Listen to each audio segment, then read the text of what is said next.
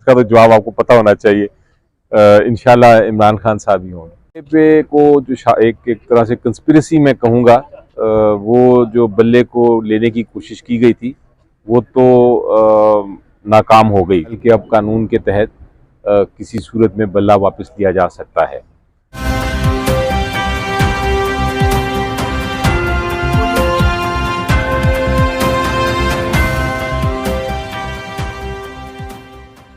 News reflection के नाज़रीन को मेरा सलाम। आज हम इंतहाई अहम टॉपिक लेके आए हैं। अगर हम बात करें इस वक्त आइंदा आम इलेक्शन 2024 की, तो इस टाइम एक सवाल सबके जहनों में आता है कि क्या पाकिस्तान तहरीक इंसाफ बल्ले के इंतखाबी निशान पर जो है वो हिस्सा ले सकती है इलेक्शंस में या नहीं ले सकती। इस हवाले से इलेक्शन कमीशन ने बल्ले के इंतखाबी निशान को जो है वो ख़त्म किया और उसके बाद पेशावर हाई कोर्ट ने जो है उस पर डिसीजन दिया और बल्ले का निशान जो है वो बहाल कर दिया। पाकिस्तान तहरीक इंसाफ के कारकुनान को भी बहुत ज़्यादा प्रॉब्लम आई कागजात नामजदगी जमा करवाने की, लेकिन अच्छी खबर ये है कि इस वक्त यही इतलात आ रही है कि पाकिस्तान तहरीक इंसाफ के सबसे ज़्यादा जो उम्मीदवारान हैं उन्होंने कागजात नामजदगी जमा करवाई तमाम पोलिटिकल सियासी जमातों के मुकाबले में।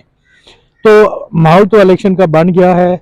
अब इसमें कौन आता है कौन नहीं आता, इस हवाले से कि इलेक्शन कमीशन जो है पाकिस्तान तहरीक इंसाफ बल्ले के जो इंतखाबी निशान है उस पर इलेक्शन लड़ेगी कि नहीं। हमारे साथ मौजूद हैं अली जफर साहब, उनसे हम ये जानेंगे कि जो उनकी राय क्या है। इलेक्शन कमीशन क्या उसके पास अभी भी कोई रास्ता मौजूद है कि वो बल्ले के इंतखाबी निशान को रोक सके कि पाकिस्तान तहरीक इंसाफ बल्ले के इंतखाबी निशान पर ना लड़ सके। इसके अलावा उनसे कुछ कानूनी सवालात करेंगे और आइए उनसे ये सवालात जानते हैं वो इस मुतालिक क्या कहते हैं। इस टाइम आवाम को एक जो बहुत बड़ी है तशवीश है कि पता नहीं बल्ला इंतखाबात में आ रहा है या नहीं आ रहा। पेशावर हाई कोर्ट से भी फैसला आ चुका है, तो वो थोड़ा सा हमें बता दें कि ये आगे क्या प्रोसेस होगा। क्या जो कुव्वत बल्ले को आने से रोकना चाहती हैं वो कामयाब होगी या नहीं होगी? जी देखिए, बल्ले पे को जो एक तरह से कंस्पिरेसी मैं कहूँगा, वो जो बल्ले को लेने की कोशिश की गई थी वो तो नाकाम हो गई। आपने देखा कल पेशावर हाई कोर्ट का केस, और मेरा नहीं ख्याल कि अब कानून के तहत किसी सूरत में बल्ला वापस लिया जा सकता है। मेरा पैगाम तो कौम को ये होगा, आपने आपका चैनल माशाल्लाह यूट्यूब का बड़ा फॉलो किया जाता है, उसके तहत मैं ये एक पैगाम देना चाहूँगा कि हर इंसान में, मेरी नज़र में हर इंसान के अंदर दुनिया को तब्दील करने की एक ताकत होती है, और जमहूरियत में ये ताकत का जो इस्तेमाल है उसका सबसे अहम नॉन वायलेंट टूल जो है, जो एक टूल दिया गया है, जो औजार दिया गया है, वो है वोट करना। तो मेरा ख्याल है ये वोट का इस्तेमाल अब वक्त आ गया है, वो होने वाला है, इलेक्शन बिल्कुल होगा। उस वोट के इस्तेमाल से अब दुनिया तब्दील करने की जो ताकत है वो इस्तेमाल करें लोग। दैट इज व्हाट माय, यही मेरा पैगाम है पूरी दुनिया का। को जा सकते हैं इस इशू पे, बल्ले वाले इशू पे? जी देखिए, इलेक्शन कमीशन बिल्कुल जा सकता है। मेरी नज़र में अगर फाइनल जजमेंट दे देता है Peshawar high court division bench, उसके खिलाफ जा सकता है। लेकिन फिर लगेगा यही, और साबित शायद हो जाए कि जिस तरह वो हमारा एक तरह से एडवर्सरी है, इलेक्शन कमीशन हमारे खिलाफ है और हमारे पीटीआई के खिलाफ वो स्पेशली जाके ऊपर अपील करना चाहता है और बल्ला हमसे लेना चाहता है।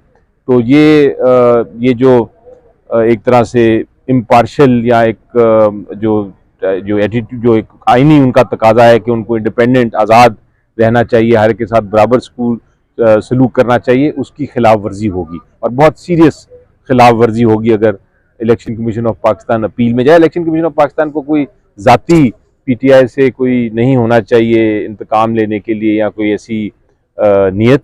उनकी तो ये होनी चाहिए नीयत कि हमने एक ऑर्डर पास किया, अगर पेशावर हाई कोर्ट समझता है कि वो ऑर्डर गलत था तो ठीक है, अच्छा है, इलेक्शन में हिस्सा लेने दें।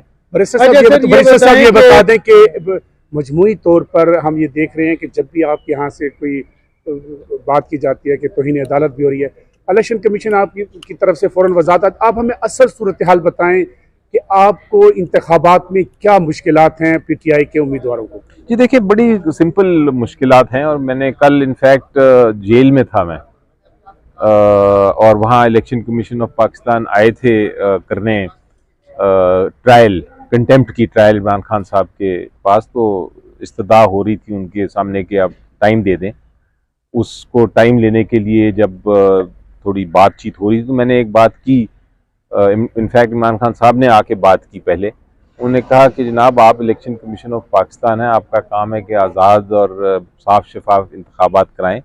आपको नज़र नहीं आ रहा कि पीटीआई के जो लोग हैं उनके साथ क्या हो रहा है? आपको नज़र नहीं आ रहा कि हमें जो इलेक्शनिंग है वो करने ही नहीं दी जा रही? हमारे लीडरान जाके मुलाकात ही नहीं कर सकते, कैंडिडेट्स जो हैं इलेक्शन के लिए अवाम से मुलाकात ही नहीं कर सकते, जलसे नहीं कर सकते, उनके कागजात जो हैं नामजदगी वो फाड़े जा रहे हैं, उनसे छीने जा रहे हैं, उनके ऊपर मुश्किलात हैं, उनको अरेस्ट किया जा रहा है, आपको ये नज़र नहीं आ रहा?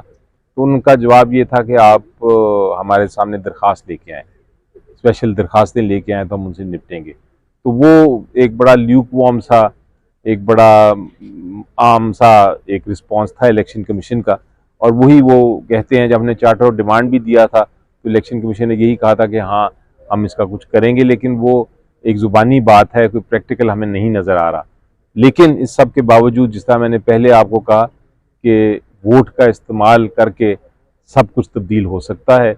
मुश्किलात हैं, लेकिन मुश्किलात का जो सामना करती है वो अवाम ही करती है, और अवाम इतनी ज़्यादा पीटीआई के साथ है इस वक्त कि उन मुश्किलात से हमें कोई फ़र्क नहीं पड़ रहा। अच्छा सर, आखिरी मरहला जो गुजरने जा रहा है, सॉरी आपका टाइम बहुत कीमती है, हम थोड़ा सा ले रहे हैं सर, जो आखिरी मरहला है कि जांच पड़ताल का अमल तो जारी है, अब सर इसमें आप समझते हैं कि कोई ऐसा तरीका हो सकता है कि पीटीआई के उम्मीदवारों को इलेक्शन लड़ने से रोका जा सके, या आपको कोई इस तरह का शुबा है? देखें, मैं हो सकता है रिटर्निंग अफसर्स कोशिश करें या उनकी कोई इंस्ट्रक्शंस ऐसी हों कि वो कोशिश करें कि नॉमिनेशन पेपर्स पीटीआई के जो कैंडिडेट्स हैं उनको रिजेक्ट किए जाए, मुस्तरद किए जाए। लेकिन फिर कानून ने इलेक्शन ट्राइब्यूनल्स भी बना दिए, और इलेक्शन ट्राइब्यूनल्स अदालती जो जज साहिबान हैं उन पे वो उनकी कॉन्स्टिट्यूशन वो करते हैं, उनको हेड वो करते हैं, उनको वो चलाते हैं। तो इसलिए हमें कोई ये फिक्र नहीं कि इंसाफ नहीं होगा। ट्राइब्यूनल्स आएंगे, वो अगर कोई आरओ गलत फैसला करता है तो ट्राइब्यूनल्स में जाएंगे और ट्राइब्यूनल्स अपना फैसला उसको कानून और आइन के मुताबिक करेंगे। तो वो मेरी नज़र में इंशाल्लाह वो वाला इशू नहीं आएगा। एक तरफ आपने कह दिया था पीटीआई का कि कागजात जमा नहीं करवाने दी जा रही, लेकिन फिर ये दावा किया गया कि सबसे ज़्यादा कागजात पीटीआई ने जमा करवाए।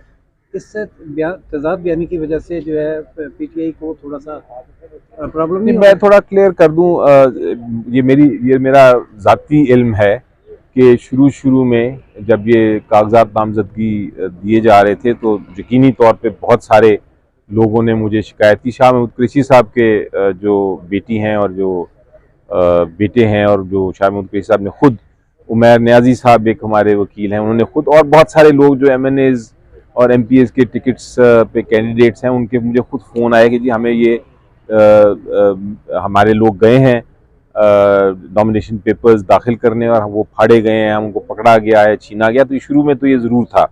जब सोशल मीडिया ने ये बात उठाई और अदालत में बात उठाई गई और हमने टॉक शोज़ पे बात की गई, तो मेरा ख्याल है कि वो ज़ोर जो था वो कम हुआ। तो हो सकता है आपकी बात भी दुरुस्त हो कि एंड में वो जब मामला ख़त्म हुआ तो फिर सबसे ज़्यादा पीटीआई के ही टिकट्स जो कैंडिडेट्स हैं उन्होंने किया हो।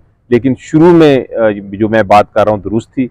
हो सकता है एंड में शिकायत कम हो गई, और वाकई एंड में जब मैंने पता किया तो शिकायत शायद ख़त्म ही हो गई थी इस मामले में। वोट की ताकत पे आप नेक्स्ट वजीर आजम किसको देख रहे हैं सर? ये तो सवाल आपने बड़ा लोडेड सवाल पूछा है, इसका तो जवाब आपको पता होना चाहिए। इंशाल्लाह इमरान खान साहब ही होंगे। जी बिल्कुल, जैसे कि तहरीक इंसाफ के सीनियर रहनुमा अली जफर का यही कहना था कि पेशावर हाई कोर्ट ने बल्ले का निशान बहाल कर दिया, अवाम अपने वोट के हक से जो है वो इमरान खान को जितवाएं। उनका यही कहना था कि आइंदा अगर शफाफ इलेक्शन होते हैं तो आइंदा वज़ीर आज़म इमरान खान होंगे, अवाम भरपूर वोट दे। और अभी फ़िलहाल तो उम्मीद नहीं है कि बल्ले के निशान पर जो है वो कोई किसी तरह बल्ले को जो है इलेक्शन में आने से रोका जा सके। ताहम अगर election commission Peshawar high court के फैसले के खिलाफ सुप्रीम कोर्ट से रुजू करता है तो इलेक्शन कमीशन की गैर जानबदारी जो है और उसका पाकिस्तान तहरीक इंसाफ के साथ मखसूस रवैया जो है वो ज़ाहिर हो जाएगा। अगर आपको हमारी वीडियो पसंद आई तो हमारा चैनल सब्सक्राइब करें। इसके अलावा जो है बेल का आइकन भी दबाएं ताकि आपको आने वाली हर अपडेट मिल सके।